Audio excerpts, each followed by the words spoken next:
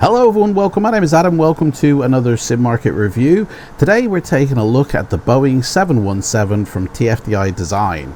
It's available on sim market or straight from the developer. There is a link down in the description box below where you can go pick up the add-on. It's priced €32 and it was originally developed in 2018 for FSX and has recently been updated for P3D versions 2, 3, 4 and 5. Now, we're going to take a look at this. It's going to be longer than 5 minutes than my usual spotlight reviews.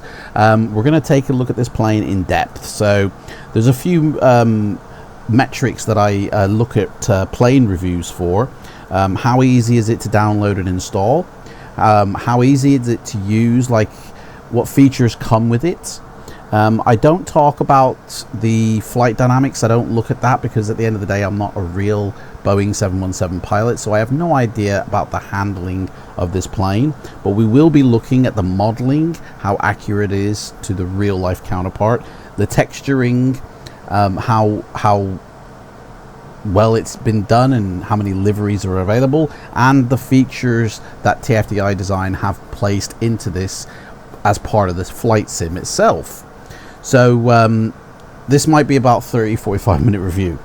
So first off, when you make your purchase, you'll be given a password and a login email address for TFDi, and then they'll send you this add-on manager. This isn't the plane, it's just the installation for installing the plane. So you'll run that as admin, and when you load up you'll be presented with this screen. You can choose which one you want to install. Now, it's not got a V6 installer, but I'm pretty sure you can use the V5 one in V6 and it will be show up and sort of used just like it is in V5. So the download and installation top marks are very simple to use. You just put your password in that they give you, you log in, automatically it finds your purchase, you download the and install the plane, and it's done. Now, what I noticed what you get when you first install it is you get this livery here, which is their house livery. There's no other liveries installed upon the first initial installation. So if you do want any repaints, if you click this button here, it will take you to this web page, which is basically saying that their forums are no longer available. They've moved everything into Discord. But if you literally just do a type TFDi 717 P3D and go to their actual website, go to downloads, under the 717 section there is a liveries, and here are all the real life TFDi Design liveries that are available for the 717. There's only about 10 here. Obviously, if you go on AbSim, there's probably about 3 times more available, but they're all the same type of airlines. These are the only airlines really that this plane had flown within. We'll talk about the history of the plane once we get into cruise, because we're going to do a short little flight with it. So just talking about all this. Now, the documentation, if you click that, it opens up to this page. So you get all the general knowledge guide, the quick start guide, the systems, and a checklist. Now, the quick start guide tells you how to install the plane, which is a bit of a rip because, well, you've already installed the plane. But it does tell you about this add-on manager and how to utilize it. Documentation will then tell you where else to go. You can customize your plane as well. This has got a persistent state within it, so you can have all your liveries having their own persistent state, or you can share them between them all. I think this is really good. It really gives the plane a soul when there's a persistent state mode. So if you make a hard landing, it's probably going to reflect that when you next boot up, and you might have to fix it, although there is no type of maintenance shed within this add-on manager. What you do get is an options where you can actually customize to your own desire what you like. There's a systems page as well, which basically is your standard for what type of weight and temperature units do you prefer to use and how you want to set up your plane, and a performance mode. So if you've got a potato, you can click the standard and the 1K textures, and if you've obviously got a NASA PC, then you can do all that as well. It's really good that they've included this. Now on this graphics card rendering, all the displays will load on your CPU, and then of course if you do get stutters, you can tick this and they'll load off your graphics card instead. So I'm testing out now the CPU ability to do all the displays, and then, you know, if I need to, I'll tick that button, and it's good that that's there. There's also an aircraft sharing section, so if you want to do shared flight decks, they have integrated this in. This is a really good feature. I wish every single developer would do this. Currently, the only person I know to have integrated flight deck sharing into their plane is Aerosoft with the Airbus series. That is it. There is an ability to flight share the Dash 400, but I believe you have to use exterior software for that to happen, but that's available there as well. But I really wish this was within all like PMDG planes, even FS Labs planes, and every other developer that makes a plane as well. It has a fuel and payload section, so when you load this back up after installation, this is the screen it will automatically go to, and obviously you can change the weights of passengers, of how much is on board. I noticed though it doesn't allow like when you've put too much on.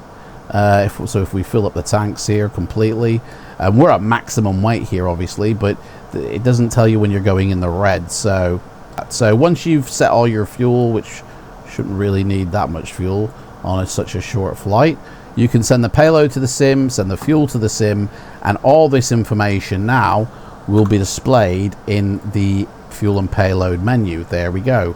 All the information has been transferred over, so that's really good as well. So download and installation, pretty easy it is. The ability to use that add-on manager is very easy.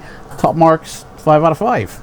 Now this is a officially licensed product from Boeing, which basically means TFDi Design can use their distinctive logos, product markings, and trademarks of the Boeing company.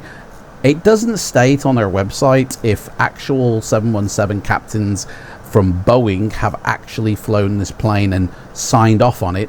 I don't think being officially licensed means that they've had the Boeing company actually sign off on this as a official product. I think it just means that they are licensed to use their trademarks on the plane or on the website. So like I said, if you wanted to install a livery, you can do that exterior to the sim.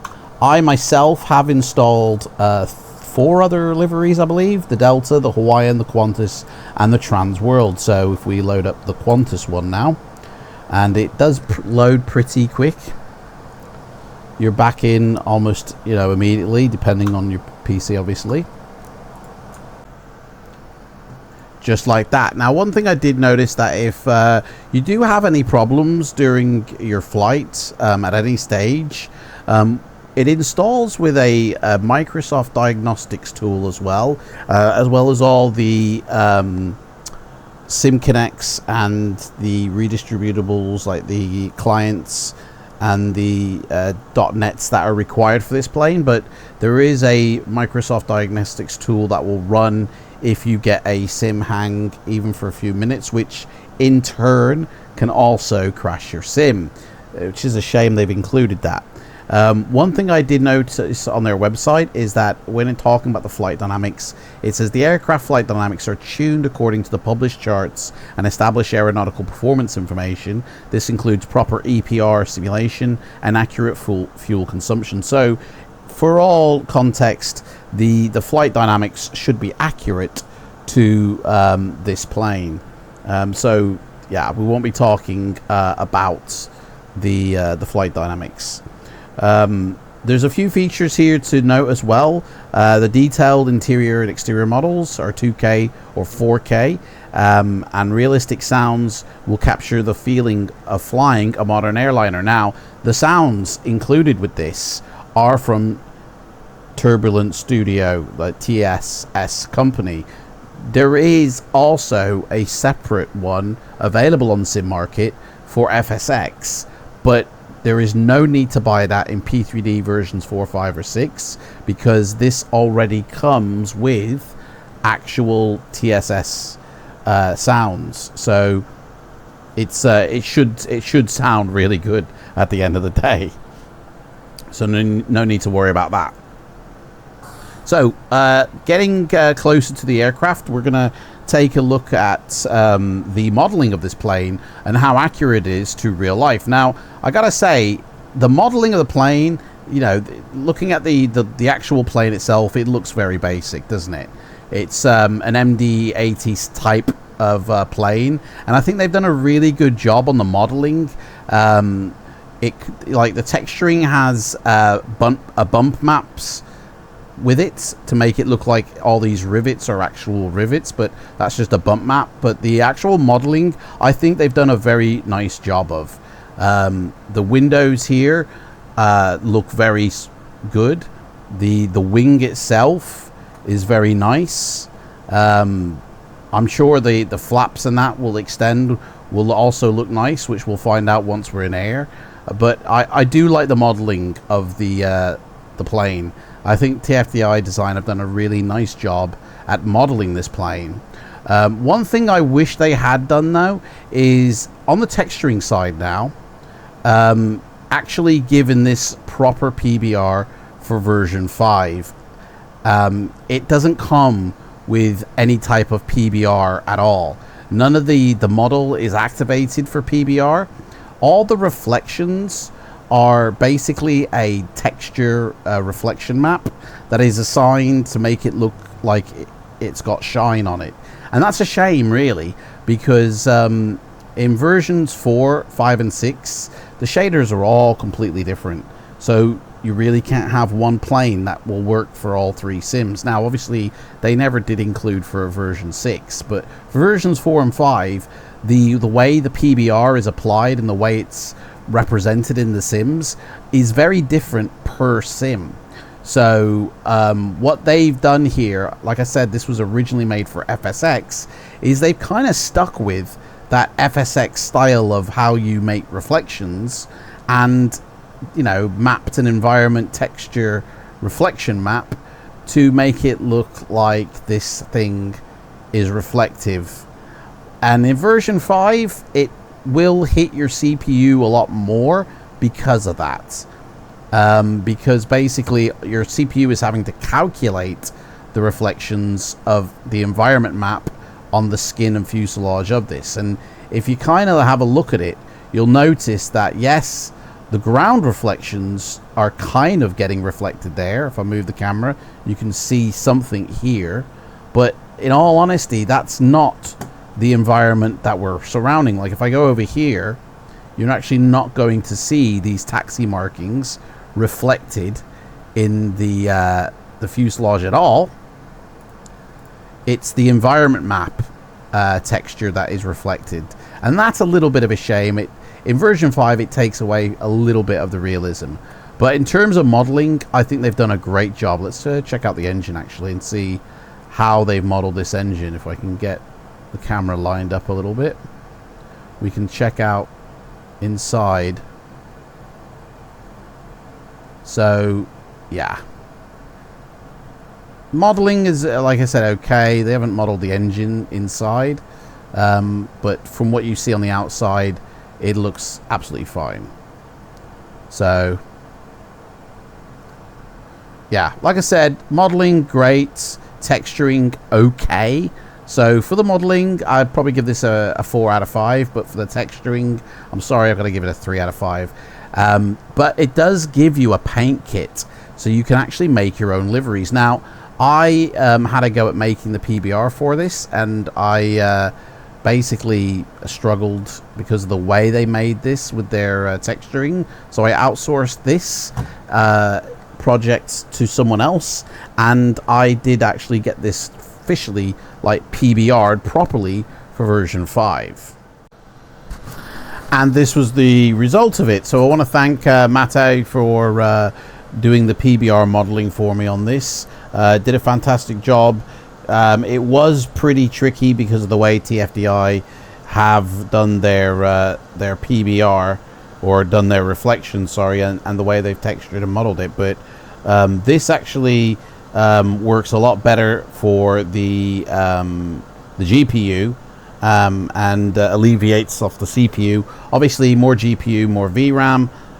All the reflections are done properly, and you can actually see the environment now being reflected in the fuselage. There's the airport building behind, and if we come over here, we can see the tree line behind us, and down here we should see, there they are, the taxi markings properly reflected in the plane, not killing the illusion. And I think it just looks way better now. So that's obviously an enhancement job done exterior to what you'll get when you download and install it. And the GPU unit, you can tell the difference, because the GPU unit, well, that wasn't even given a reflection map, but yeah, you can basically see the difference, you know, with that. And the chrome is still there. It's still it still shines like it should. So yeah, in fact, you can probably see the bump map a little bit better now with this PBR applied. So yeah,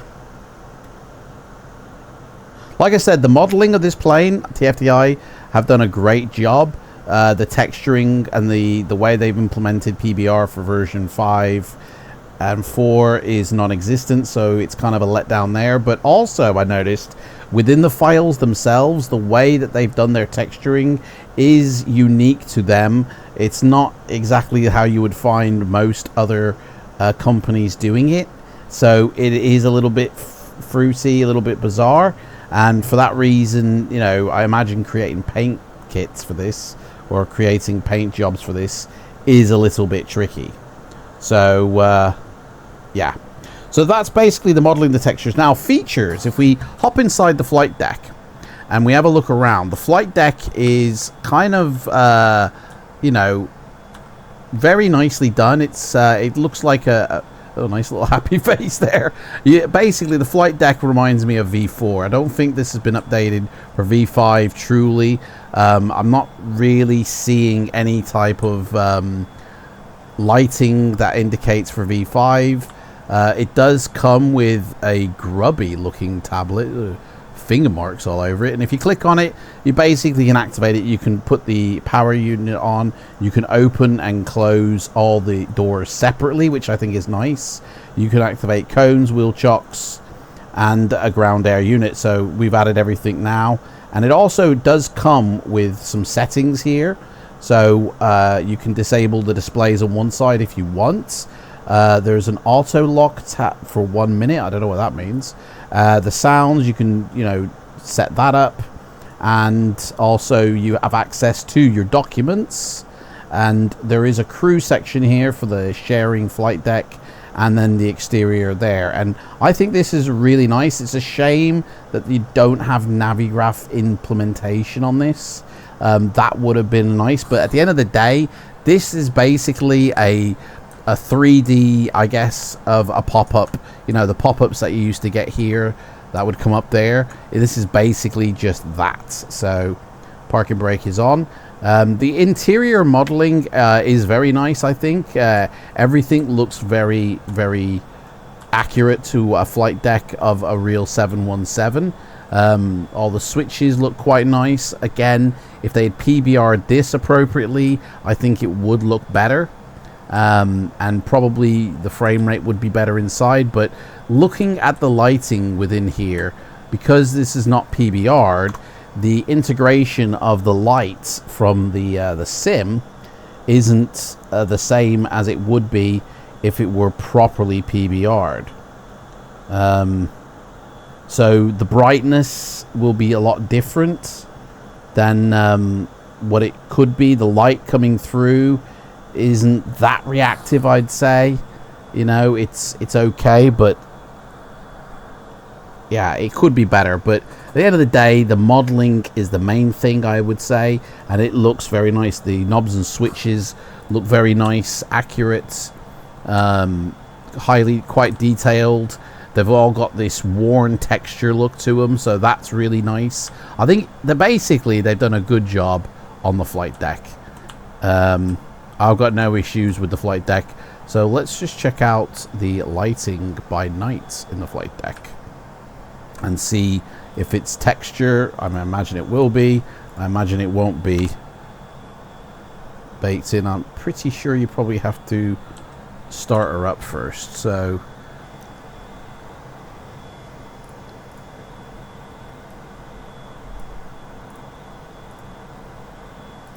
yeah, the night lighting obviously is baked in. It's not actually dynamic, but you know, they've done a very nice job on it.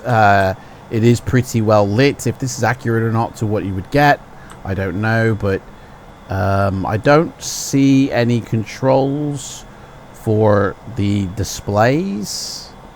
That's brightness light there.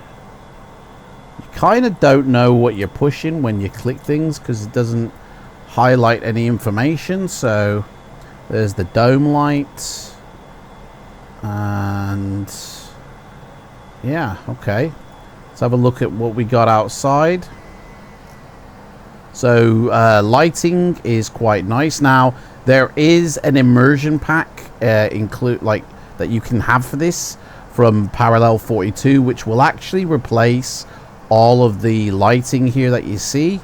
It will also give you effects on the wings and everything.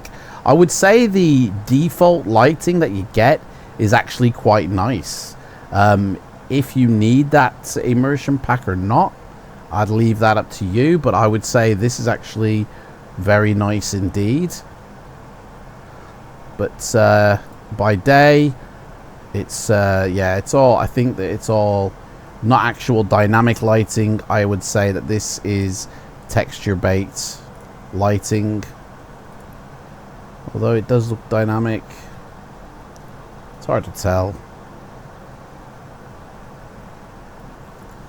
But yeah, inside the flight deck, very nice indeed. Now, what we're going to do is I am going to, obviously this is something you don't get with the installation, but I'm going to put in, just so you can see the difference, if it's worth getting it, because it is available through Orbex Central, the 717 immersion pack from Parallel 42.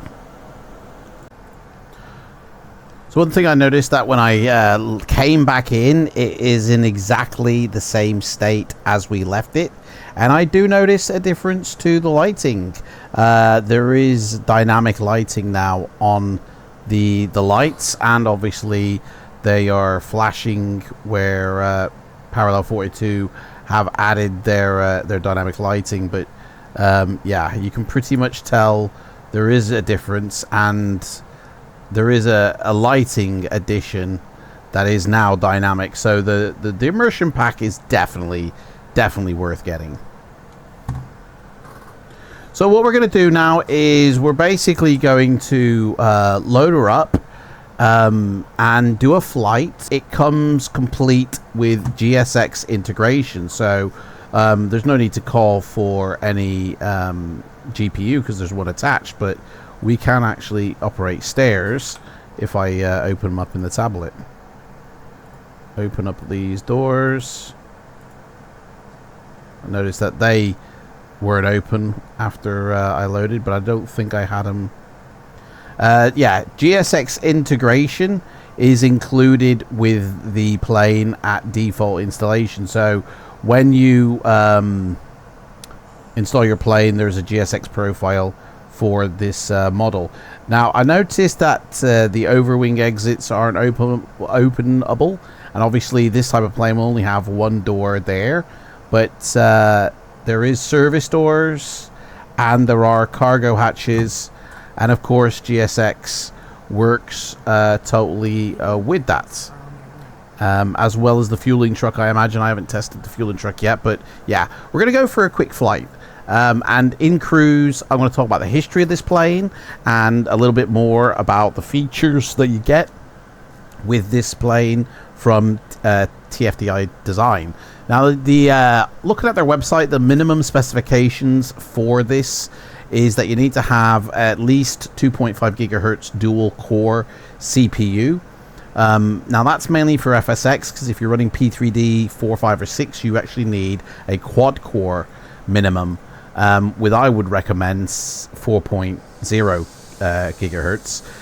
Minimum specs also include GPU, a DirectX 11 compliant card with at least 2 gig of VRAM, and memory of 4 gig and at least 2 gig of hard drive space. Now, recommended settings are a CPU Intel i7 6700K, an NVIDIA GTX 1070, and 8 gig of RAM.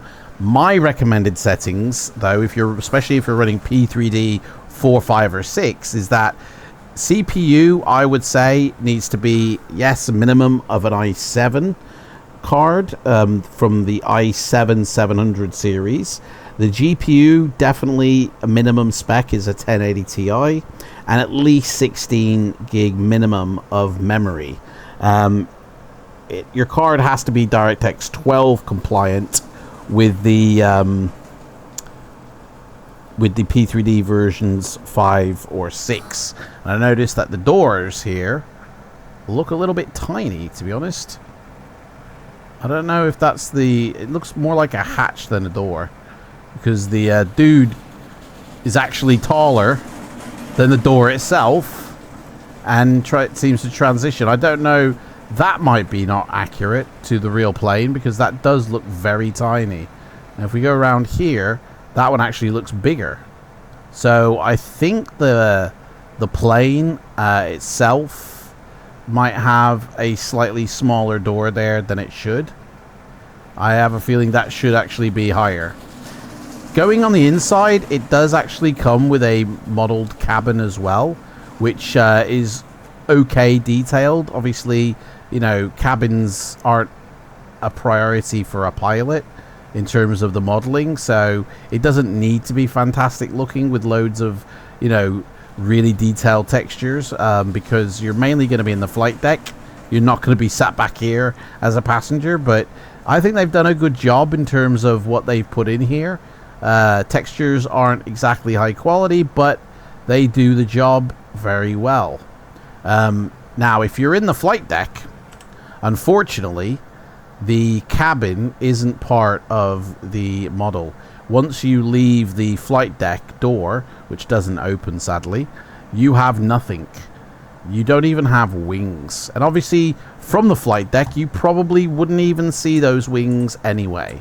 So it's no real hardship that they haven't included that sort of stuff, because, well, you wouldn't see it anyway. But from the exterior, obviously, yes, you can. And it looks very nice. Right, so we're going to set her up now, and we're going to go for a flight. We are in the Seychelles area, just off the coast of Africa. We're going to be going up to the Maldives airport. So we're going to we're just loading the fuel in now, and then we can call for catering and passengers. I've created a flight plan using SimBrief, so it calls for 24,000 pounds of fuel. I've just filled it up to the highest it will allow, and then I've put on the passengers of 96 in the payload, and obviously you just click these two buttons and it sends them straight to the sim. So that is all done. It's a 3-hour flight according to my flight plan. It's sort of 5 minutes past 7 when we're meant to leave, so we are already running behind because it is only 4 minutes to, and you know, we haven't loaded the passengers yet. So So using Navigraph charts, I'll be obviously loading up the FMC with this route.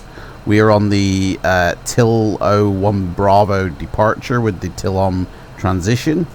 And we are down here at the airport, which I'm guessing is not actually, it doesn't look like a area. It's where we're going to need some stairs actually. So let's get the stairs loaded up, and that way passengers can get on board. We're traveling up to 33,000 feet today, and the weather here is partly cloudy. We have scattered clouds at 2,100 feet, 14 knots of surface wind, and the pressure is 2988. It's 29 degrees here, so our rotation speed is 138, so that should be enough to get us off the ground. And we are on FLIGHTSIM, so we are on the network here, but we are not under any control, so we can do what we like.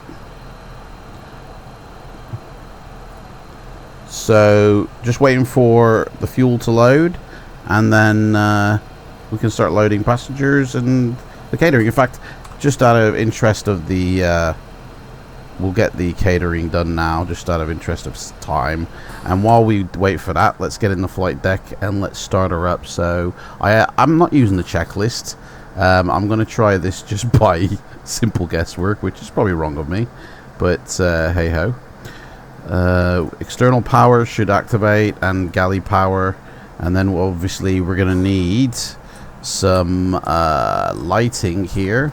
So nav light on, logo light on, beacon, I don't know what high in it is, but we'll turn that on. Ground floor lighting can come on, and we don't need the wing one yet. Emergency lighting can be turned on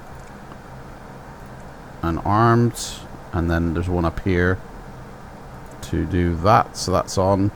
Any problems it will display down here once we activate the systems. So avionics, there should be, I'm sure, a switch for the avionics.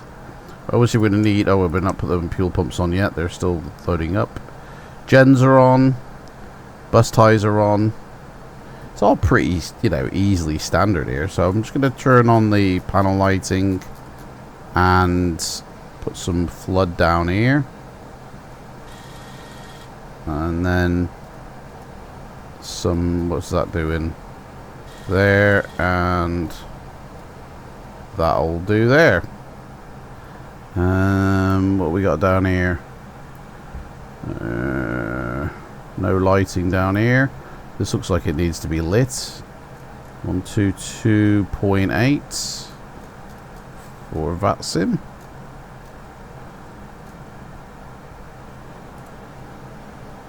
So using the tablet here, everything's open. They're starting to bring on the grub. There they are. Let's have a look at the FMC. So I have updated the IRAC here. It should be to date, which it's saying 15th September, 12th of October is the active database. That's incorrect. That hasn't been updated. So it's a bit of a weird one because I have actually updated. Right, so flight plan. We are hoping to do a company route. Let me just double check to see if we actually do have a company route available. So will it be in documents maybe? TFDi design. Company routes. Yes, so this is the file I'm after is this one. So we need to type that in, and then it'll fill out everything for me, hopefully. That's the thinking. FS1 or IAVRMM01, and it looks like it has. Sweet. But that's just the company route. That's not everything that's loaded in from the flight plan, is it? So anyway, alternate route today is VRMG. VRMG. Oh no, that's not alternate route, sorry, that's alternate airport. Return, so there is no, yeah, it's an alternate, it's not the actual. Flight number is Papa 3 Delta Victor 5. And we're going up to 33,000, so the winds up at 33,000 are 24 knots, and the temperature is minus 42, so minus 42/24. I don't know which one it is. No, don't look like it accepts that, unfortunately. Can't do that. Position reference, we need to turn on the ILS system, so that's, and then that'll take a while to load, so we'll have to come back to that. So we've got 3 pages here. Optimum flight level cost index. Yeah, I'm going to put in a higher cost index number. This should do minus, so hang on, temperature minus 42. No. Slash the wind, which is 24 knots. Why isn't it accepted it? I don't know. Is it a case of double click? No, I don't know. Right, so here's where we need our flight plan to fill out all this. So trip time is, now I think this is done in kilograms. I've got it set up in pounds, so rip on that one. Okay, we'll start with the zero fuel weight. Zero fuel weight is 90.2. I don't know how this is going to affect if it's kilograms to pounds conversion. Entry out of range. Oh, that's because it's not the, yeah, it's this one here, built in 90.2. Nope. Can't do it. It's more than my life is worth. So that's going to be interesting. I would have thought, oh, you just double, oh. So it did put in the block fuel, 11.2. Well, we got 24.3, mate, so. Oh, I tell you what, actually.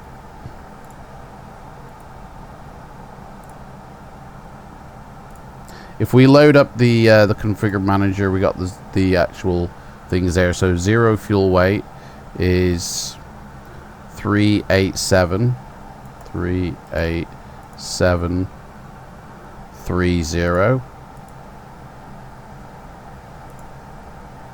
It doesn't even accept that. So do we have to put in dots 730? Yes, we do. 30. Okay, so you round it all off. Okay. So center of gravity. Mate, I ain't got a clue. I don't know what the center of gravity is. Oh, sugar, hang on. It's changed all me values here. So it doesn't seem to keep whatever you'd load in. So actually zero fuel weight is 43.8. Because it altered that. There we go. That don't work.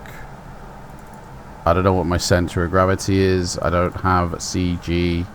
Is it my flight plan? Well, it will be in my flight plan, won't it? Where is...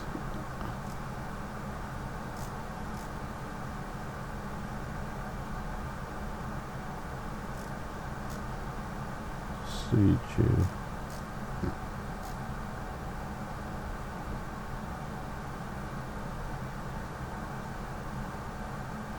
Do you know what? Can't be that important. Right.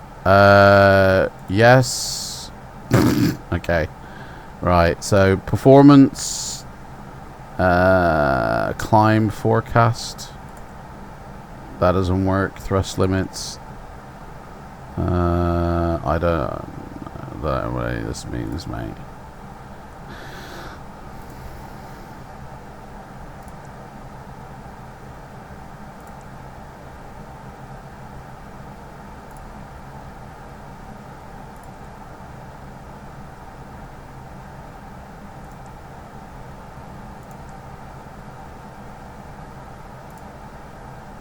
Right, so our flight plan here, there is a disco, so surely you clear the disco. And then this is our route we're taking. No wind information. But then again, we haven't aligned anything, so maybe that's why. There's only 2 pages. So this is our thingy.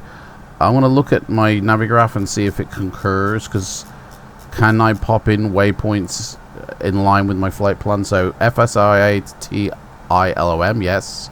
Then to Orlom, yes. Then Otker, yes. Gosgu, yes. And then we go on. So there's a down and up here. Can I... How do you... oh, yeah, down here. There we go. So... Otker... Like...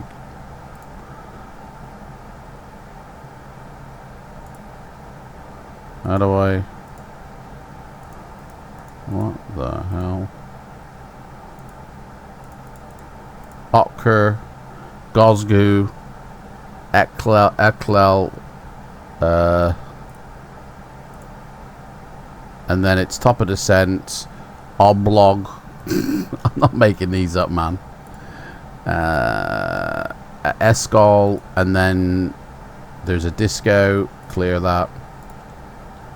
And then it's the airport, but there is an arrival, or an approach rather, which we're going to go for the ILS runway 18, which on our flight plan it says, actually, yes, it does say that, so we'll add that to the routes. I wonder, it doesn't look like there's a departure. Oh, here we are, takeoff and approach. So, oh no, that's not that. Hang on, let me go. Is there a section for departure and where you can program? Special reference. I'm not really sure how you use this type of FMC, but we're going to give it a go. I mean, we might have to hand fly it, guys. Right, we need to close some doors because they're waiting. So, close... that door, and then that should get rid of you guys. Yes, it does. Okay, let's load up the passengers. Boarding requested. Yeah, go on then. Crew bus is coming. Right, so position reference, we should have an ILS surely. So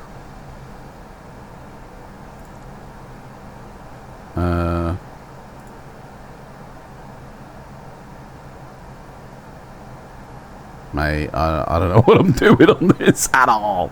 Okay, I don't know what I'm doing. Do you know what? Let's jazz it. Okay, let's we can start up our pumps and hydraulics. Fuel pumps all on. Pilots boarding starting. Pilots are boarding. They can come and tell me what to do. Right, we're gonna start our APU. So ram air on. Master APU to start, and we've got everything down here. It says ILS not aligned, so it's still aligning, is it? How do we align the ILS, man? That's what we need to know, is how to align the ILS. Where is the ILS? Let's start pushing shit and maybe that will happen. It's not like the Boeing 737, which I know. This has got its own, you know what I mean? Oh, there is a maintenance. I know, it's, you save it. So you load up a flight plan, and that restores your plane in terms of maintenance. Okay, never seen that before, but right, Initialization. Ah, there we are. Initialize IRS. So that's now gone. Cool. Generator for the APU is off. Well, that's a rip. We're going to need that on. Passenger's bus is coming. So turn that on. APU is active. There we go. They're loading up the peoples. Okay, we're getting there. We're getting there. We're getting there. Okay, I'm going to get rid of the yoke because I'm not a fan of it there. What else can we break in this thing? So, guys, I will say this. The flight itself is irrelevant to my review of this plane. Okay?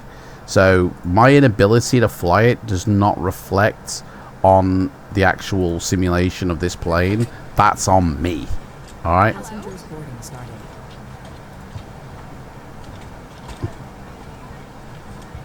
So, we've done that. We've done this, except for our center of gravity.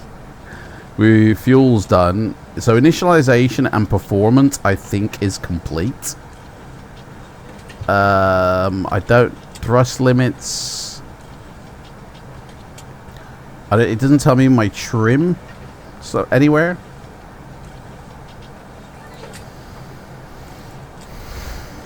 I need to kind of find out where what I set my trim to, or does that automatically get set? You know, I don't know. The passengers are actually boarding now. Right. ILS, we've got an ILS. I ain't gonna align it because I'm gonna hand fly it down. I'm sure people are going, no, we want to see if it captures the ILS, mate. Thank you very much. But that's not going to happen. So, obviously, 3-hour flight. You're not going to be here for the entirety of the journey. I will bring you back in. So, actually, we could do some things up here. So, we're going up to 33,000 feet. And when we get to cruise, that's when the video will cut. Airspeed I'm going to set as 250, and then the heading will be the heading of the runway, which we're taking off from 13. So it says here the SID for 13, initial climb clearance is 6,000 feet, and then you'll get further climb by the approach controller. We haven't got one, so we just go straight up. It doesn't give me 130. Okay. I don't think there's a way to make this quicker, but oh, it's pretty quick actually. Turning dials is always either really fast or really slow. So that's done. I don't see anywhere to set the flight director to on. Like, it looks like they're on by default, which is a bit weird. So okay, so we've got doors open, emergency lights disarm. So should we disarm them? Is that it's telling us to do that? Oh, they are disarmed. Okay, so there we go. No yellows is what we're looking for here. I don't know what miscellaneous is, but that just pops that up, so that's not a help. Okay. Right, so flight plan, that's our flight plan ready to activate. So, which I guess we just click on. What's FMS speed? I don't know. Don't know what any of this does, man. First time I've flown it. This way. E means business. That's BD Cooper right there. He's going to hijack the plane. Let's do a quick walk around, shall we, while we're here? So just have a look, make sure there's no stresses on the fuselage or stuff. Actually, make sure the sound level is actually pretty. I hope you guys can hear the sounds. Yeah, I hope you guys can hear the sounds there. So we'll do a quick walk around, make sure all the slats are good, which it looks like they are. Beautiful. Don't really see the flashing of that light, but I'm sure it is. Engine looks good. Engine looks great, actually, to be honest. Looks better than it did before. No cracks in the V-tail. Yeah, don't want that pin coming out. That was a usual occurrence on these types of planes. The pin at the top would wear out, and then suddenly, you know, it would be nose down, and you can't do anything about it. So hopefully that won't be us today. Right, I think I can get rid of the ground unit now that I'm on APU. So they should be loading up cargo here. Why are you guys not loading the bags up? Okay, so we can get rid of, surely, if we're on the APU, we don't need the ground power unit. And we obviously need to be turning on the packs, I've just realized. So people are getting nice and comfy. That killed some sounds. This isolation valve, I don't know if it's meant to be open or closed. But it's on auto, so maybe that's probably why. Open them up, ready? Right, so have we got any doors open? I don't know what miscellaneous flashing is. We do need to set our trim, so I don't know what to set. So yeah, we're going to set our trim to, I don't know, mate, 2.0. That's going to kick off an alarm on takeoff because I don't know if that's properly set. Let's just make sure we got proper controls here. Yep. Yep. Flaps working. Flaps are working. Speed brake lever. That's working. Is that back in? Does that go back in fully? Yep. So that's working. Control check. Can we have a control check soon? Right. Control check. Beautiful. Forward. Yep. Yep. That works. Rudder pedals. They working. Parking brake set. Parking brake set. There we go. Right. So I'll get rid of this now because I don't really want to see it. So everything seems to be set up correctly. I have not. Parking brake just came off. And my hydraulics on. Hydraulics are all on. So why is the parking brake coming off? Hang on a sec. Let me. Rip. Okay. People are still getting on. Passenger's bus is coming. Still haven't loaded the baggage. I don't know what they're waiting for. Doors are open for the baggage. Let's have a quick check of the outside. So, yeah, both doors are open there, so I don't know what they're waiting on. Look at that. That is gorgeous. Absolutely gorgeous. Okay.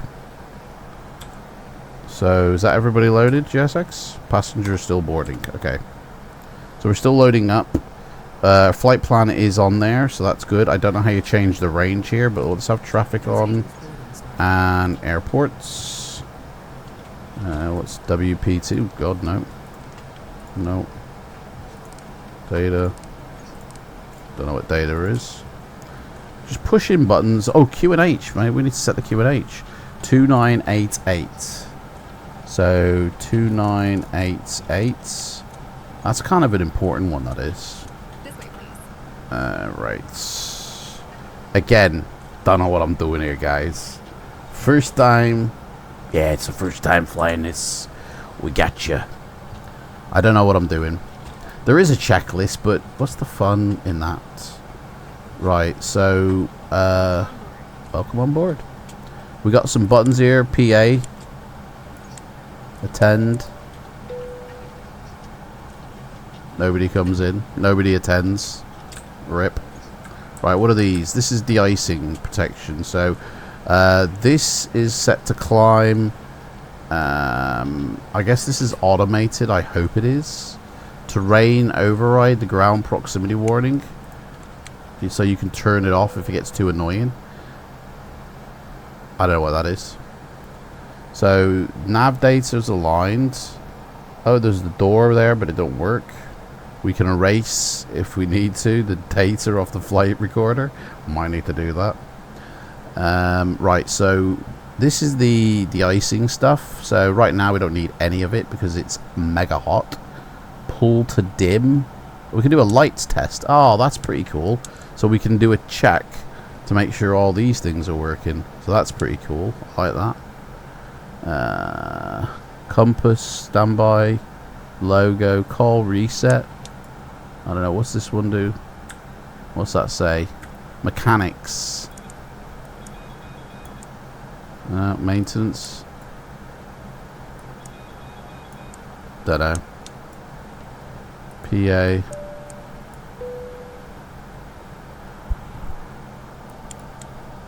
Hello ladies and gentlemen, I'm your captain here of this flight to the Maldives from the Seychelles.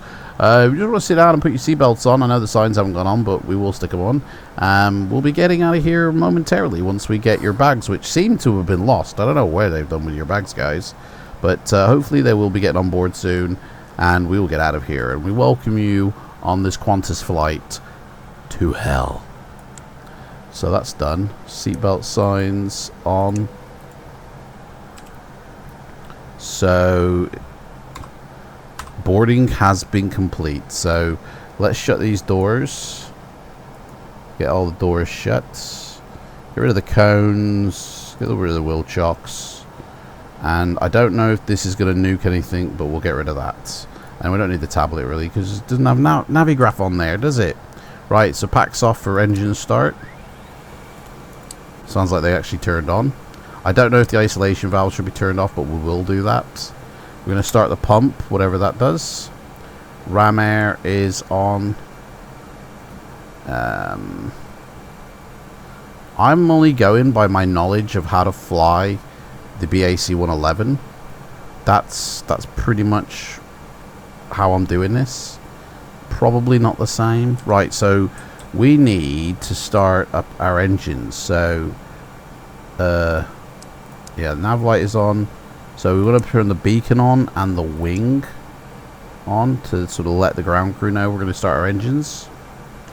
And what's the... We've got taxi. Oops.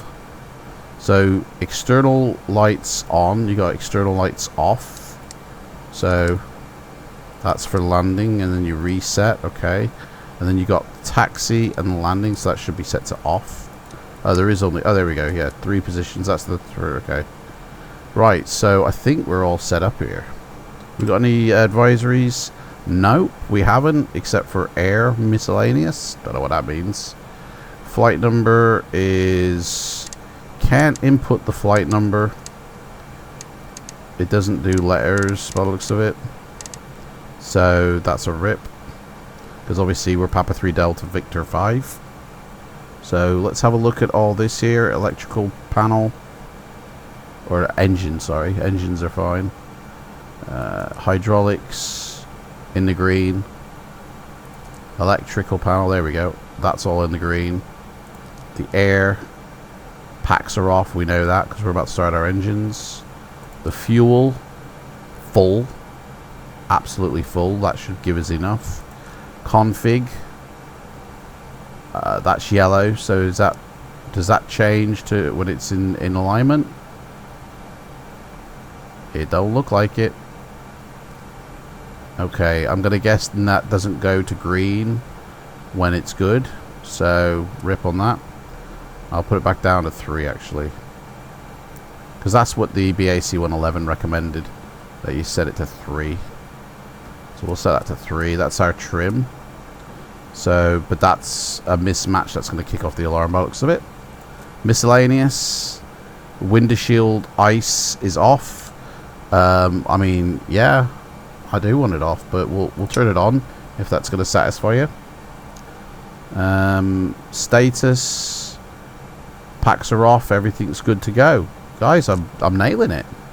No consequences of this flight. That's pretty good. I like that.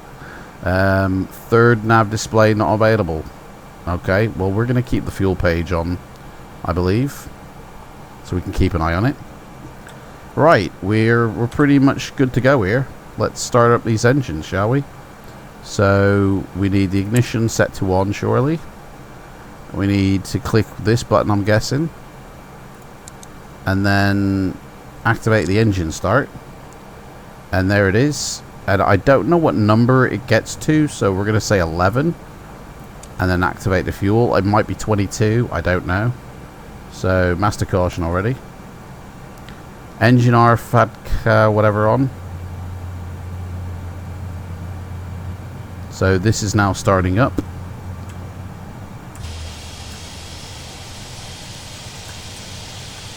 Beautiful. Sound pack is by TSS by default. That's pretty cool. Right, so it's the runway right in front of us. We literally can't miss here. Let's do have a quick look on VAT Spy, make sure we ain't got anybody in the area or controllers, which we haven't. Right, that's clicked off. So surely that means we can turn the packs to auto on that side. And that's now started up. So let's start off the next one. Oh, do we have to turn that off? Probably turn that off. Right, let's start up the next engine. Get this puppy going. It's going. Fuel add now. And hopefully all these numbers will start buzzing up. Engine L FAD alternate. I don't know what. Oh, that's telling me, right, okay. It's starting up. I can hear it. I think I'm doing pretty well here. The FMC I need to learn, but other than that, I think we're doing pretty good.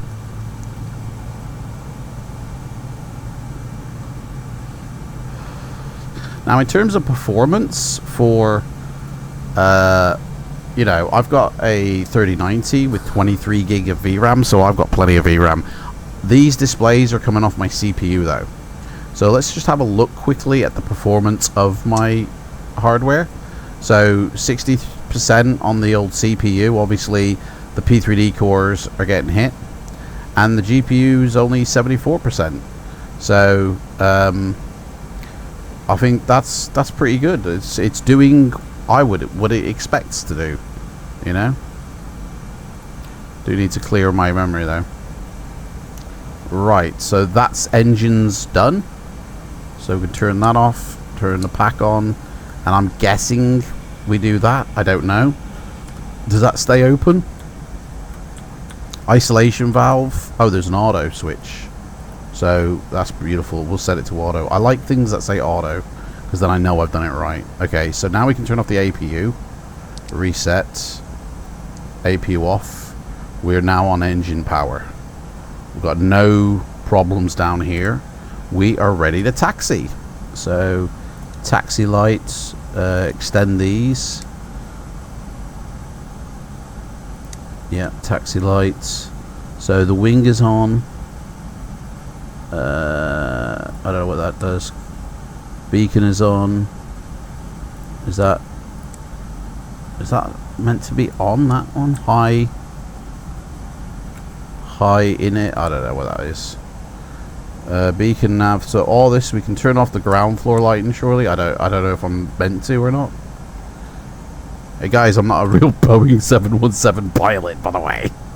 Okay, so we're ready to cook on this, yeah? We're ready to take off. Let's take her to the air. Let's stretch her legs. Right, parking brake off.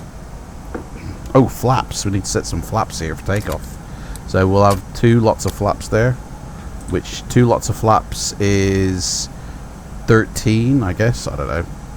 Okay, so let's rev her up. Let's get some engine power. We'll take her to the runway, which we need to turn to the left. Oh, she's revving. So we're going up to 33,000 feet with this baby. Here we go. We're moving. We're moving. She is moving. So maybe, do you get announcements on this? No. Attendance? No. Don't know. I was hoping for a voice pack of cabin crew or something. But so Seychelles is quite nice here, I must say.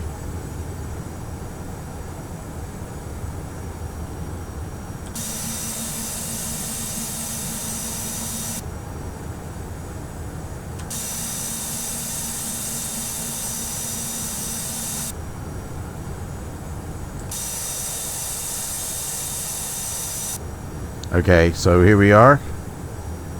So looks like we're coming onto the runway. Ground sounds are quite nice. You can hear the ground roll.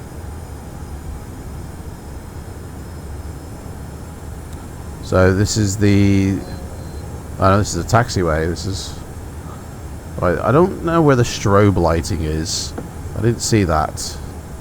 So... I don't know. Right, so here we're getting on here, I guess. This is the runway. Let's get on.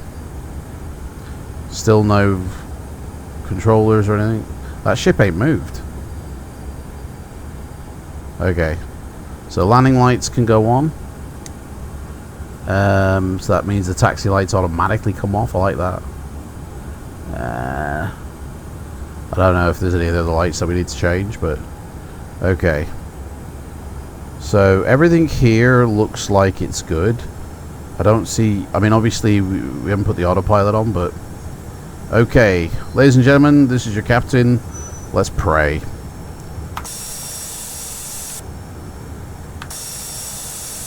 It's a shame that there's no wing views that could be used internally, so we're just going to go for it, guys. Here we go.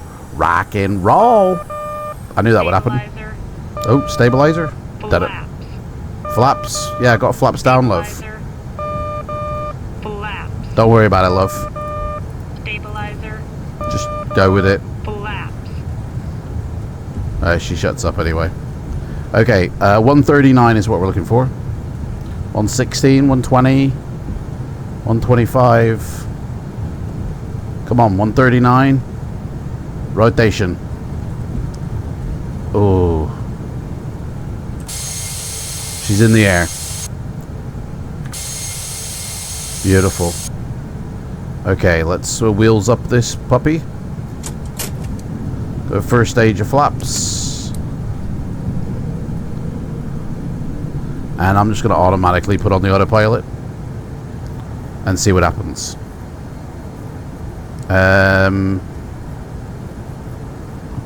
Obviously we got to tell it. There we go, nav. There we go. FMS speed. Yeah, why not? Flaps up. Stabilizer motion. Speed's really... we're at 242 already. Bring it back, man. There we go. Just taking off. Flying to the flight plan quite well, I'd say. Maybe not.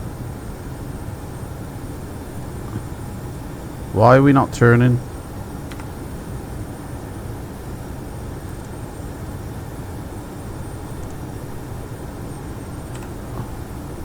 Oh, we are turning. I don't know. It doesn't... there's no indication that this thing is... yeah, nav 1. Okay, so it is. It is doing it. It is doing it.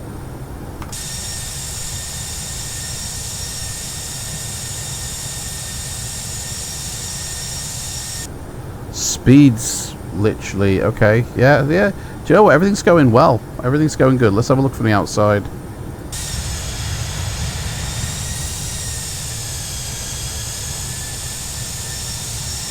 Beautiful.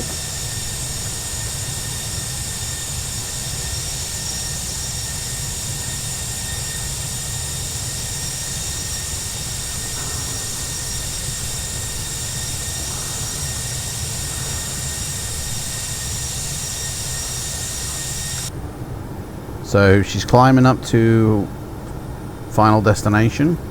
Everything seems to be going good. Got no complaints here. We're heading to Tillom. I'm gonna have to, I think, remove this TC one. So do I click that? Nope. Can we push clear? And then that. Yep, and then we get rid of that.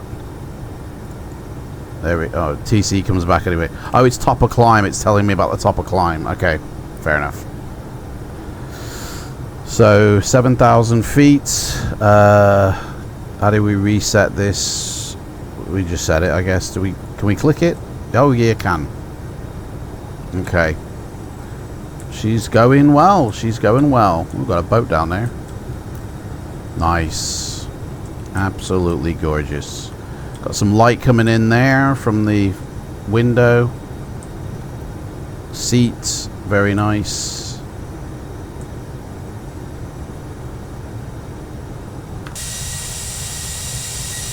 Cabin is going well here. Very loud in the cabin.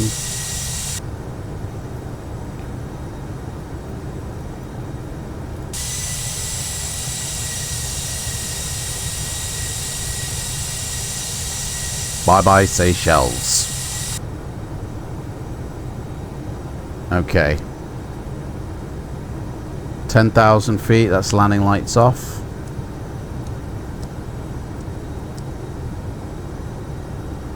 Keep the wings on.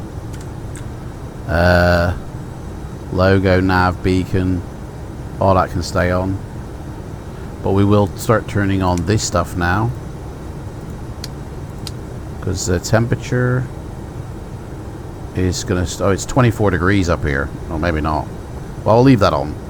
I just won't put any of this engine de-icer on. Okay.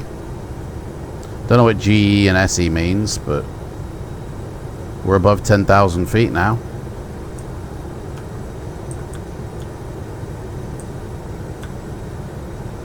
Ooh, got an island over there. See Tom Hanks down there. So, yeah. Pretty much done. Ooh, there was a guy. There's somebody else at the airport. Just suddenly came online now. In an A320. So, he's going to Africa though. So, not a problem for us. Okay. Weather radar is off, it says. How do we turn that on? Oh, I didn't turn on this. Weather radar on. Tilt a little bit. Some click spots are scroll wheel. Some click spots are right mouse button. Some click spots are left mouse button. All very confusing. Right, let's set a random number here and turn that on. TA, I'm gonna guess. Traffic is on. I did put the weather radar on. Do we have to activate it up here? TCAS.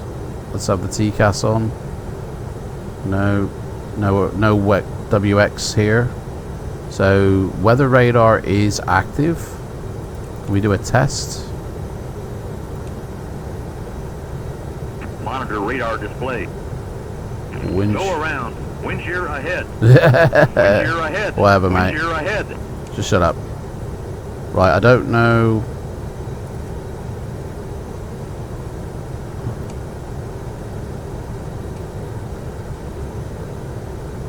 I don't know. Map. It's not displaying anything. I want the map, but data. No. Map.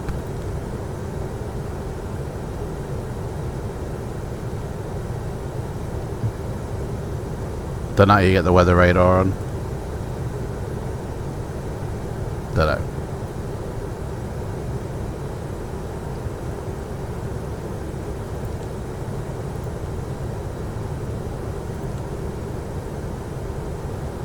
Ah. Brightness. Push for brightness. That's terrain. Still doesn't show though. No terrain. No weather radar. Okay.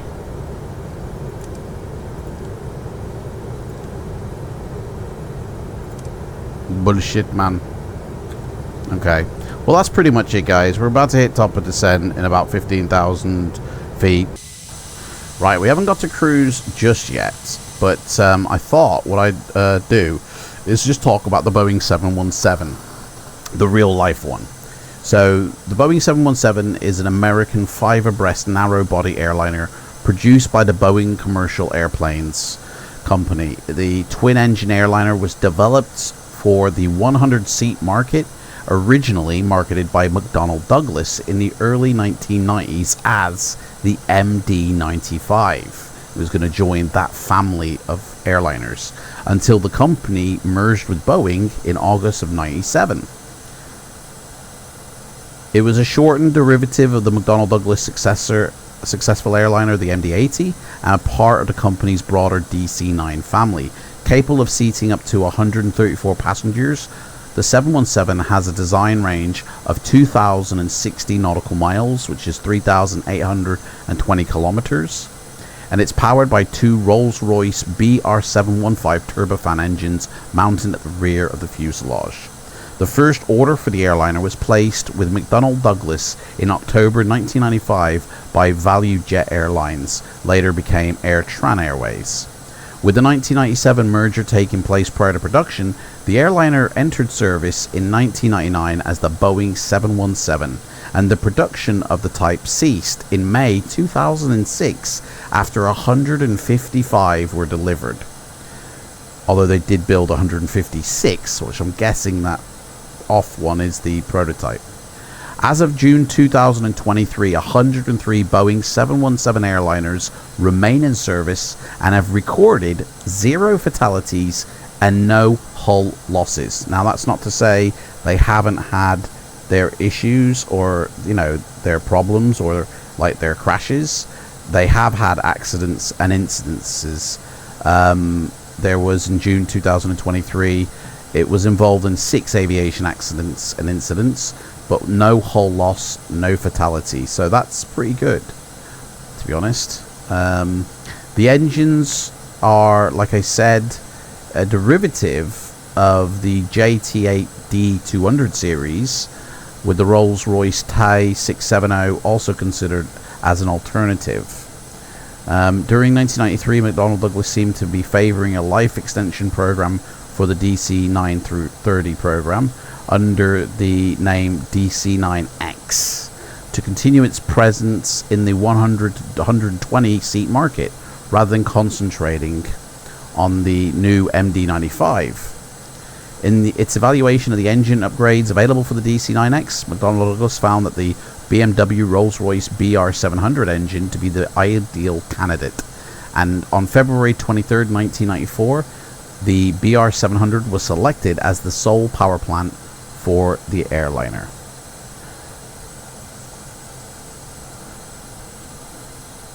So originally going to become the MD-85, this was. And obviously when they merged with Boeing, Boeing took it over and turned it into the B717 that we know and love today. So that's pretty cool. I quite like the design of it. Is a 2-crew glass cockpit, incorporates 6 interchangeable liquid crystal display units, and the cockpit design is called an advanced common flight deck and is shared with the MD-10 and the MD-11. The flight deck features include an electronic instrument system, a dual flight management system, a central fault display system, and global positioning system. The 717 shares the same type rating as the DC-9, such that the FAA approved transition courses for DC-9 and analog MD-80 pilots could be completed with only 11 days. Like its DC-9, MD-80 and MD-90 predecessors, the 717 has a 2x3 seating arrangement in the main economy class, providing only one middle seat per row, whereas the other single-aisle twin jets, such as the Boeing 737 family and the Airbus A320 family, often have a 3x3 arrangement with 2 middle seats per row. Unlike its predecessors, McDonnell Douglas decided not to offer the MD-95 or 717 with the boarding flexibility of aft air stairs, with the goal of maximizing fuel efficiency through the reduction and simplification of such auxiliary equipment as possible. So no DB Cooper shenanigans on this plane, basically. The operators, like I said, there wasn't many operators. We have Delta Airlines, Hawaiian Airlines, Qantas Link. There are the current operators still using the plane as of May 2024. Former operators include Aerolíneas de Baleares, Airtran Airways, American Airlines, Bangkok Airways, Blue One, German Wings, Impulse Airlines, Jetstar, Mexicana Click, Midwest Airlines, Olympic Airlines, Quantum Air, Spanair, Transworld Airlines, Turkmenistani Airlines, and Voloti. So there's only 3 operators currently working, and it says there are 106 aircraft in service with these 3 airlines. So Delta Airline has 80 of them, Hawaiian has 19, and QantasLink has 7, which is actually going to be retired in July 2024 and replaced by the Airbus A220. But Delta Airlines has a long-term lease from Southwest Airlines, and it's going to be retired in 2025 and again replaced by the Airbus A220, leaving Hawaiian Airlines to be the only user of the Boeing 717 by 2025. That's pretty cool. So there we go.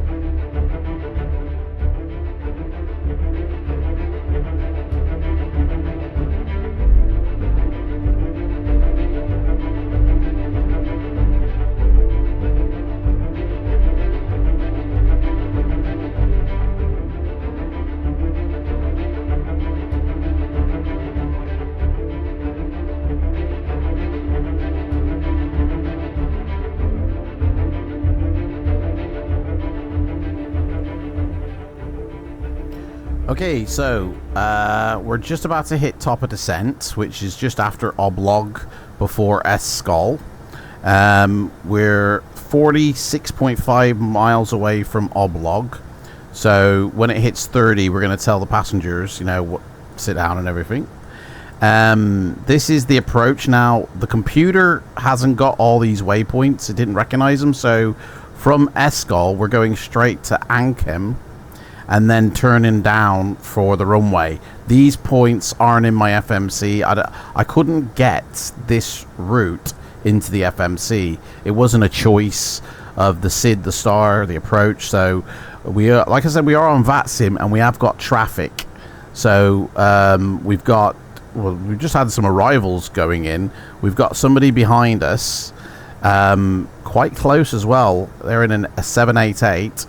They're descending from 35,000. They're actually going faster than us, so they're probably gonna overtake us as we get to the airport. So we need to set up for this approach quickly. So I'll put that on this screen. The weather where we are headed. Let's refresh this to get the latest. It's raining. It's 27 degrees down there, 20 knots of surface winds. Guys, there's almost like a hurricane down there, I think. There's clouds down to 1,600 feet. Now, I had planned to hand fly this in to the runway. So it should be easy to spot because we're going to the Maldives and it's literally just an island and a runway. So once we get down to a certain level, it should be pretty easy to see where it is. But it's raining. QNH is 29.74. So yeah, and obviously I've got my briefing for the landing here. So we're landing at 112 knots. All the calculations have been put in. Obviously, those calculations, I think, need to be fed into my computer somehow, but I'm not really sure how. So we're just going to wing it. Again, it's not really about how I'm flying the plane. That's not the purpose of this review. The purpose of this review is so you can see it in action. So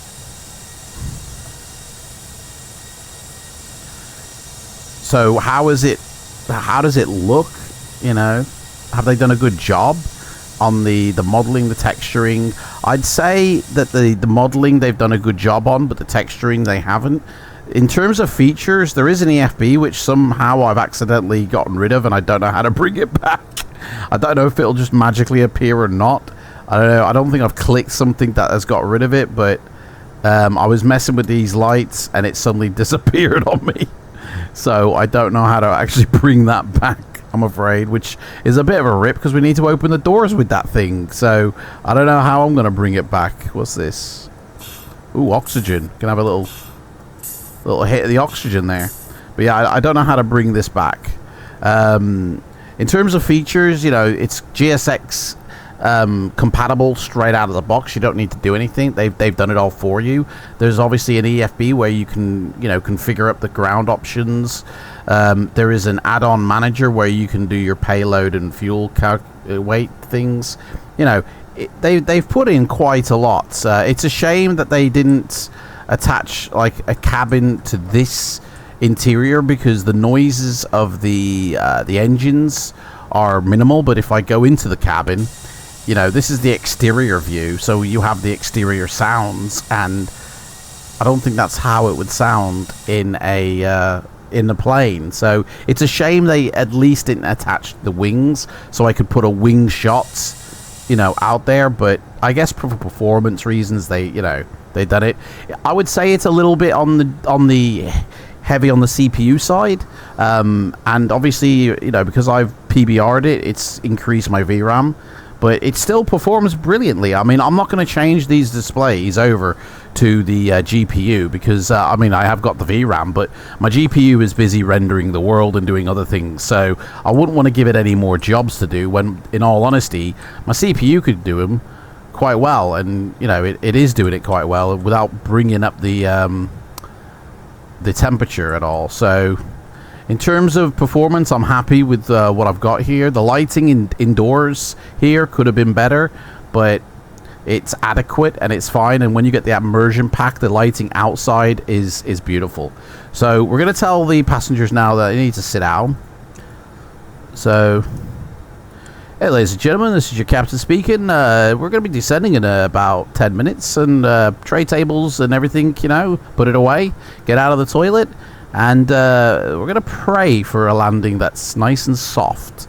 Anyway, thank you. I actually don't have a way to measure my landing. Oh, no, I do, actually. We're using, Fly Live. That will tell me the landing rating. So I can easily see what my landing rating will be. I just need to make sure that that is on the screen so I can see it. Otherwise, I'll never know until I rewatch the video. So we've drained the tanks in the center. We've shut off the pumps, and we're taking fuel from the wings. So hopefully our landing weight will be appropriate for when we do land. So we will be going down soon. I'm not actually sure how this thing descends. I've already plugged in the height according to the approach, or the arrival rather. So I don't know if this will automatically do that or if I have to initiate it. It doesn't. I can't figure out how far after oblog, which we've just hit, is my top of descent. Is it going to indicate on here, or like I can't see the mileage here anywhere? It says altitude, speed, and then ETO. So I don't know. Are these minutes or miles? I don't know. That looks like 7 o'clock, but it's not 7 o'clock. And I don't even know where there's a clock in this place. Where do you see the time? Like, usually they have a clock, you know, and I have no idea what that is. Like, start the clock, I don't know. There is a stopwatch here for a timer, but that's it. So, is that the time? 7:01? I mean, I can just check the sim, to be honest, to find out the time, but it's 12:01 in the sim. So I don't know what that clock's running off of, to be honest. So it's real time, but well, it's off by an hour, but we're not flying real time to the location or where we are, because it's probably more like 5 in the afternoon. I was flying real time to where I live. So I don't know where my top of descent is. We're 40 nautical miles away from Escol. So I'm going to guess when this changes and oblog removes itself, maybe, is where we go down. I do not know. It's all total guesswork at this point. But, you know, this is literally the first time I've flown it. I think I've done quite well. You know, I did turn off all the stuff on this side because no point in seeing it.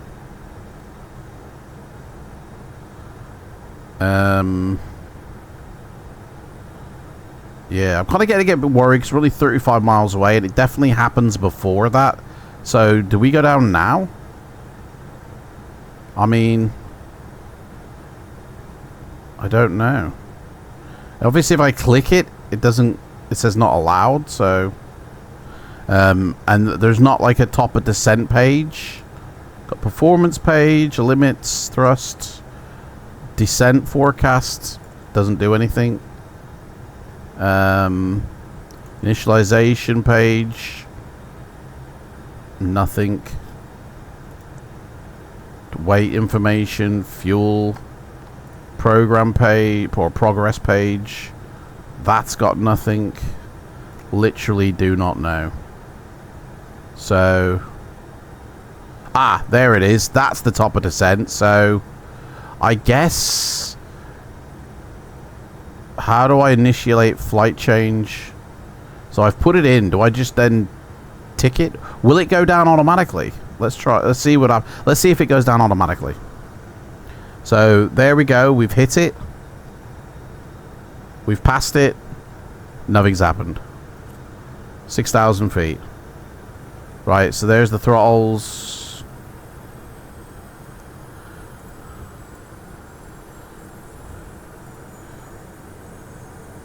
And we're going down. So looking at the charts, we have to be above 5,500 by just before we get to Ancum, which after Escol is the next waypoint, except for D29OL is there, so that's okay. So from Escol we'll go straight to D209. We should start to see some islands, to be fair. We should start to come across some. Beautiful day. Maldives Island is the last in a chain, so really we should actually quite see it like other islands quite soon, but I don't know, just some coral here. That's all I see. Don't know.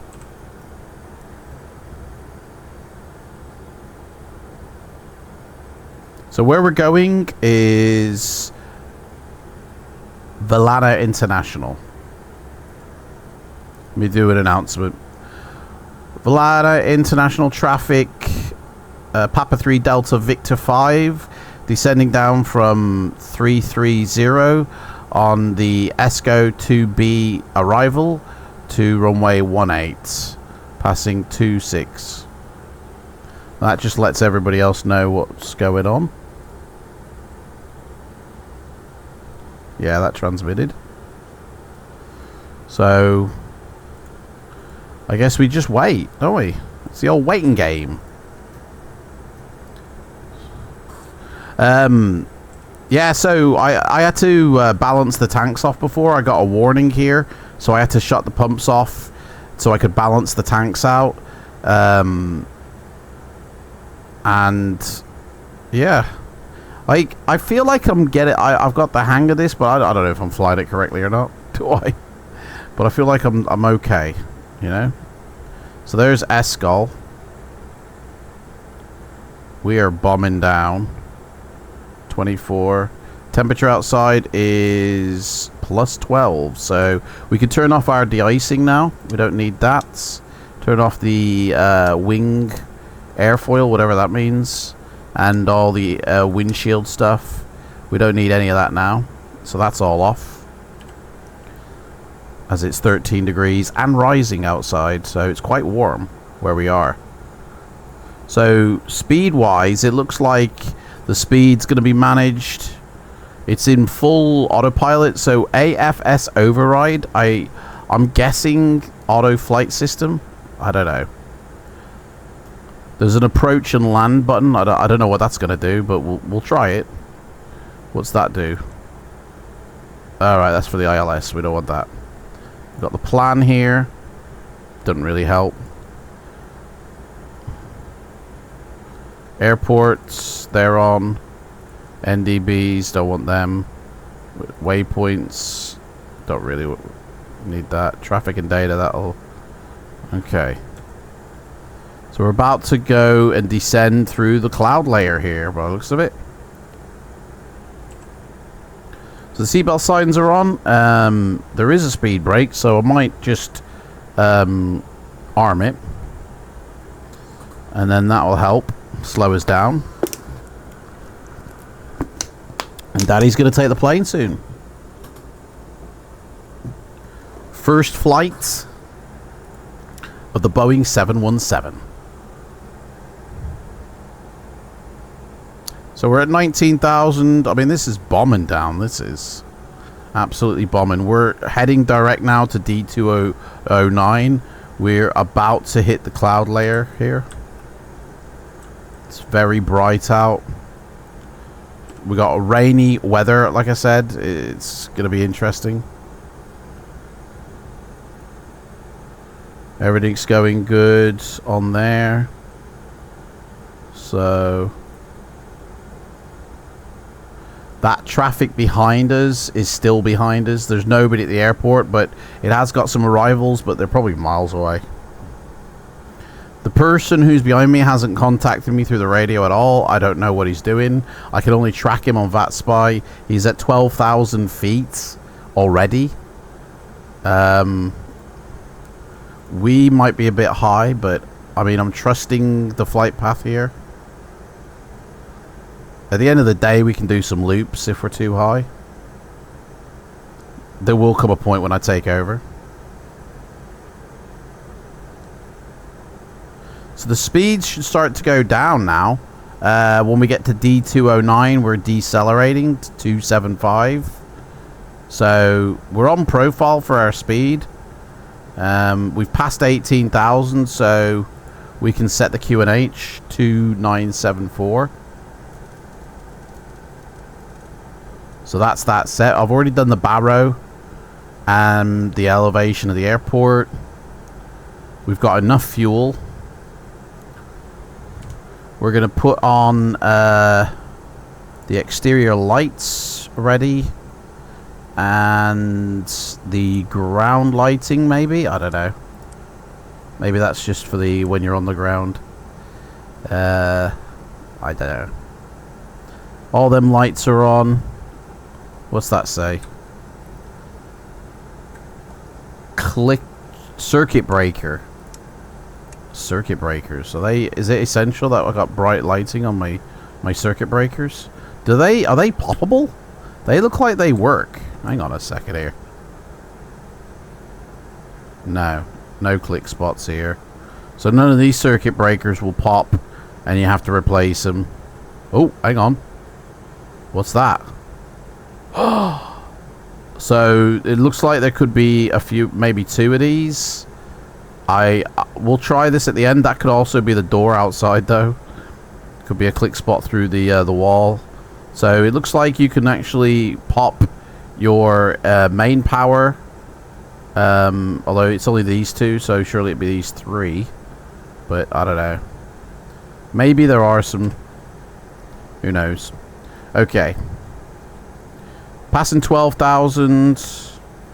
Surely we need to be slowing down a little bit, so I'm going to pop up at a little bit of speed brake, help slow us down. Maybe I manage the speed. We do need to slow down, man. We're going way too fast here. I'm going to dial in some speed here. 248, mate. Come on. Help a brother out. Full speed brake. We're at 10,000 feet here. And we're going 300 like miles an hour or whatever.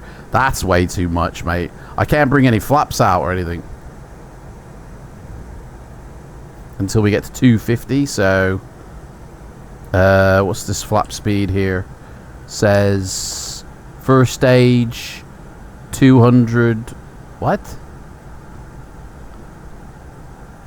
No, first stage is 280, so we can bring up first stage flaps. We'll do that. Didn't really notice the difference. Must be the slats, really. Yeah, it's the slats. So we're going to slow down now to, we're going to try to go down to 225. We are off course here. So, should we not be turning to the nav, mate? Right, we need to be heading to that waypoint, mate. Come on. Right, I think Daddy's going to take over here. So, 6,000 feet, that's where we're aiming for. The next is 2,000, so I might as well just lower that to 2,000. Right, we need to slow our butts down, so let's drop another stage. Speed brake. Speed brake, plane don't like that. Speed brake. Speed brake's out, love. Speed brake. Speed brake. Speed brake. Okay, plane don't like that, so Speed brake. speed brake's the back. I'll put it back, love. Speed brake. I'll put it down. Speed brake. I don't know what's I don't know what this plane's crying about. Right, we're gonna go down to 180 now. See what happens with that. Still descending down to 2,000. We should start to see some. Oh, we're going through the clouds. Right. Okay. We're gonna be hand flying it soon. Alright, we'll bring up. Speed brake. I don't know why you don't like the speed brake, love. Don't even like it armed, do you? Stabilizer trim, what's that do? Off. Oh no, don't turn that off. The other fuel. Okay, so now we're gonna need to turn to this. Oop. We'll do that actually. Right, 5,000 feet. So our landing speed is 112, so we got plenty of room here to play with in terms of, yeah. Let's put the landing lights on. Landing lights are all on. We're at 5,000 feet. Oh, they've got the old rain on the window screen. Beautiful. Nice one, TFDi. Okay. So, can we switch back to, like, GPS tracking here? Will that turn us? Yes, it will. Get me back on course, mate.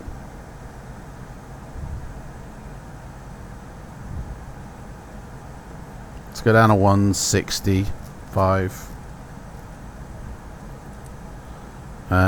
We're going to, yeah, we're going to try 40 flaps. So that guy is still behind us, so we're going to be landing first. So it looks like stall speed here 140. We don't want to be dropping below that until we've got legs down. Oh, there's an island there. Dude, there's no visibility here. So where we're landing is, we haven't approached it yet, as far as I'm aware. Dude, this is highly dangerous. This is not recommended, guys. First time pilot. Right, maybe we should drop down only to... Yeah, we're at 2,800, so maybe we should keep this. No, we're going to go down to 2,000. So I've set the QNH. Right. Speeds... Altitude. Yep. So, if I hit the approach and land, what will happen? I mean, we're actually quite low to the ground here, so... Looks like engines are getting ready. Ooh, yeah, there's TFDi, there's Parallel 42 doing their thing. Nice. The old condensation of the engines and... Oh yeah, blow it, boys. Okay. So we're at 2,000 feet when really we should be at like 5,000 feet. So we've come down way too fast, way too early. I know that. So we'll be hand flying it on this turn in. So we will be dropping gears and all that. I am going to... should I start the APU? Put the ram air on. Oh, that's off. Whoops, a daisy. So I don't know if I should start the APU now. See, in the BAC 111, you start it before you land. So yeah, let's start the APU now. Let's see what happens. So start that up, and then it's ready.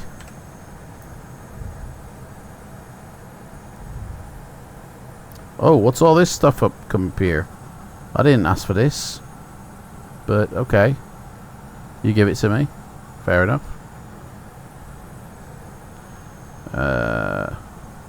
Berlin International Traffic, Papa 3 Delta Victor 5. On base for 1820. We're going to be turning for final. Now this does have an ILS, but I'm not using it because I want to land this puppy.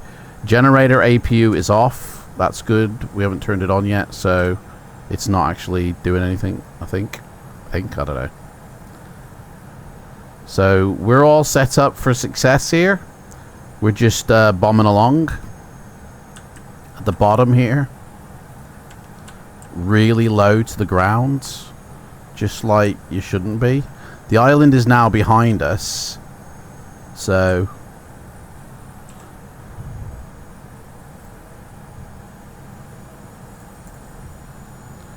I hope you can hear that. Let me turn it up a bit so you can hear the rain and everything. I can hear the rain on the window. The engine's whining. Okay, we're doing a turn. We're gonna go to... So we're pretty much flaps full almost. Where is my flaps lever? There it is. So we're gonna go down to... one... Stabilizer motion. Yeah, no worries, love. Right, we're gonna do another stage of flaps. And we're gonna drop our speed now to 145. Which is just above the stall speed. Stabilizer motion.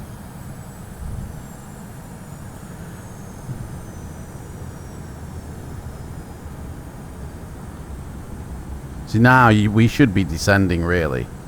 We should be going down a little bit. But we're not. Okay. In fact, we're going to go down to 1500. Stabilizer motion. Which is actually lower than we should be. So...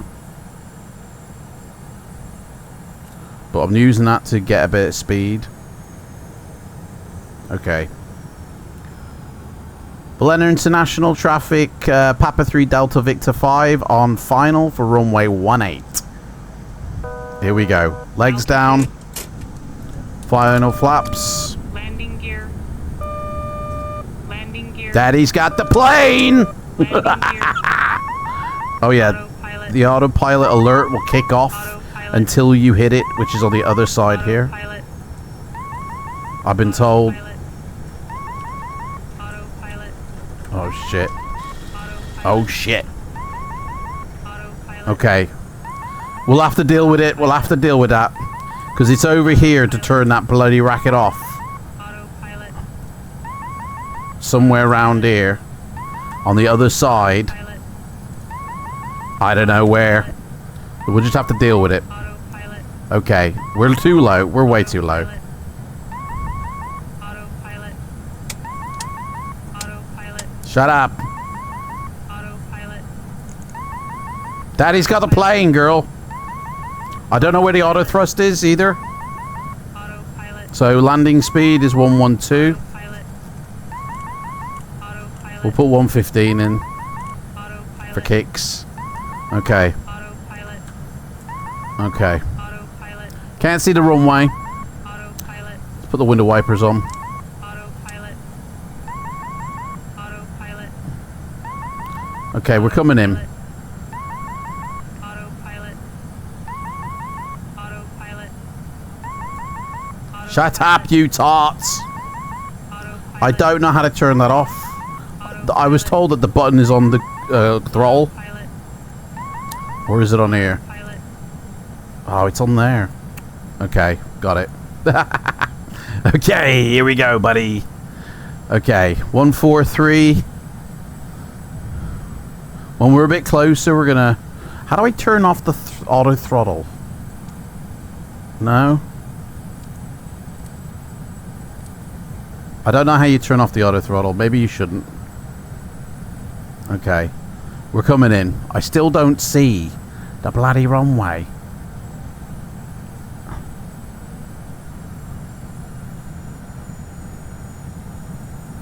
I don't see it.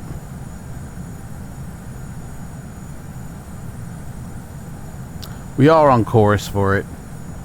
I just don't bloody see it. We're going to go down a bit more. I feel like we're a bit high. This is a scary bloody landing. Is this the island? No, it's not. We're probably going to crash and burn here. We're probably all going to die, guys, by the way. That's not the island. Where is the bloody island? Don't bloody see it. Come on. Show it to me now. Where? Like, hello, we got any bloody ILS here? I mean, yeah, there is an ILS. I could have used it, but I chose not to. But surely there's runway lights. You know what I mean? Day operations, like foggy conditions, that type of shit. The sea looks rough, that's all I'll say. Where's the lights for the runway? Okay, that's at the island. Right, okay, island in sight, that is it. That is it, I think. I don't know, man. I don't know. Okay, where's the runway? Is that the runway? Okay, I think that's runway. I don't know. I don't know. I don't bloody know. All I know is we're about to hit it. But I don't bloody see it. We're literally on top of it. Alright, 2 reds, there they are. I got it. We'll enter international traffic, Papa 3 Delta, Victor 5, crashing runway 18. Okay. Here we go. We're coming down, boys. We're coming down. I got it. Let's turn off that annoying thing. Park it, buddy. Oh, it's in the way of the runway. Okay, there we go. Okay. Oh, we're not lined up. Oh, dude, this is hairy McGarry. Okay, I see it. I see it. I see it. We were not lined up at all. Simple as. Okay. Traffic out, bloody not. Bloody coming in for a landing, mate. I hope there's no bloody traffic coming in. Okay. Let me bring up my thing so I can see the landing rating. I can hear a plane. I can hear a plane. Is there a plane coming to land here? Okay. 400. Oh, dude. Approaching minimum. Too low. Terrain. Too low bullshit. Too low. Terrain. Nah, don't worry about it, mate. Give me speed brakes. Speed brake. Yeah, we got you. We got you. Speed brake. Oh, Speed brake. come on, land it. Speed brake. Get it down. What are you floating for? Speed brake. We're down. We're down. Okay, that was it. Reversers. Speed brakes up. Or no, speed brakes down. What am I doing? Oh. Minus 449. That was a very rough landing, I will say. Right, speed brake stowed. Reversers off. We got so many planes here. What's going on? Right, taxi light. Where is it? There. Too many planes, guys. What the fuck? It's a convention. Right, we're coming off the runway. We're coming off. We'll let international traffic, Papa 3 Delta, Victor 5, clear of the runway, minus 449 on landing. Oh yeah, baby. First time. Okay, we survived. That's the main thing I seek. And we're going to stop her here. We're going to whack up our flaps. And we're going to get GSX to give me a gate. We're not a heavy. We're a small. Where are you putting us? Probably where there's somebody else. So, I don't know what needs to be done in terms of a shutdown here, but we're going to whack on the APU. And then we're going to get ourselves to... Landing lights can come off.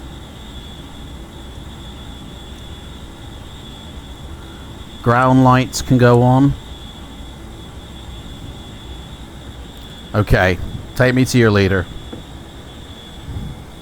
Whew, man, I need a drink.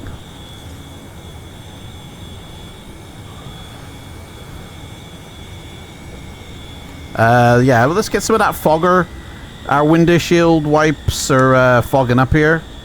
See all that fog on the windshield? I turned off the defoggers for the windshield, so it got foggy.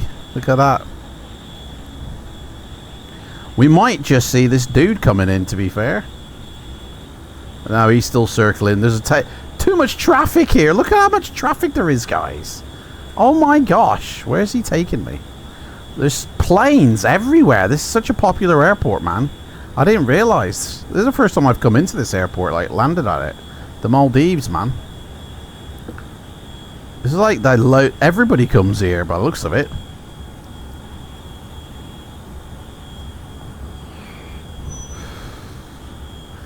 I haven't heard that guy announce anything. Right, I think we might have... Oh, no, we don't, yeah. Why are my wind things still fogged up? I've turned them on. So, I don't know why we've still got foggy windows here. But it ain't good. Right, here we are. We're here. So, we turn in on the yellow line, innit? And here we go.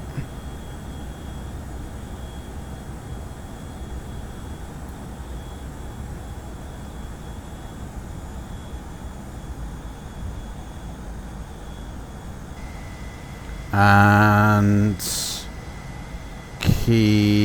come on, she's saying, come on. Well, I can't go any further. Pushback's there, love, so you'll have to deal with that, I'm afraid.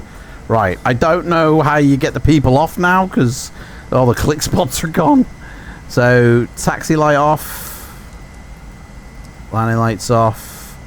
We want the beacon off. And that off, the wing lights. And then APU is running and active. Yes. So we can shut off our engines. But we'll still have power. And we can get a ground connection cart. But I haven't got the bloody... The AFB's done one on me. So I don't know how you bring it back. Either. So that's a rip. I really kind of lost out on that somehow. I don't know how I got rid of it, and I don't know how you bring it back. Window don't open. There's no click spot around here for it. We ballsed it up. Hopefully it'll come back on a reload. Right. I'm going to hope that the doors will open here as a click spot, which they do. Open up the door, mate. There we go. That's one door. Open up the cargo. Yes. Beautiful. Well done, TFDi. Right. Shatter. Well, they are available because I've just got here. Right. I am here at gate 9. So, like, literally 2 meters. That. What?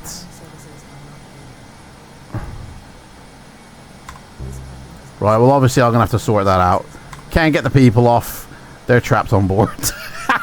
Can't get them off. Sorry. Done. That's it. Anyway, that's it, guys. Thank you very much. This is, yeah, so thank you very much, guys. That was the first flight landing. Obviously, you saw something different in the first flights because... you know, I was testing that one before, and so that was my honest first flight landing. This one, first real flight landing. Anyway, guys, so there we go. That's basically it. I'm going to have to work on this airport to make sure GSX works with it. But other than that, successful landing, I'd say. Successful flight. Bit bumpy. Obviously, didn't fly it 100% the way I should have. But I'd say it's a win. Thank you so much for watching. Don't forget, I give away SIM Market vouchers for €50 every single month. To be in with a chance, all you have to do is be a subscriber on this channel, leave comments down below in any one of my P3D videos, and at the end of the month, I'll go live with a vlog and announce the winner. Thank you so much for watching this SIM Market review. Like I said before, the link is in the description box below to go buy this product. I highly recommend it, and if you kind of add everything I've added to it, it is a wonderful product. Thank you, TFDi. And I'll see you next time, guys. Bye.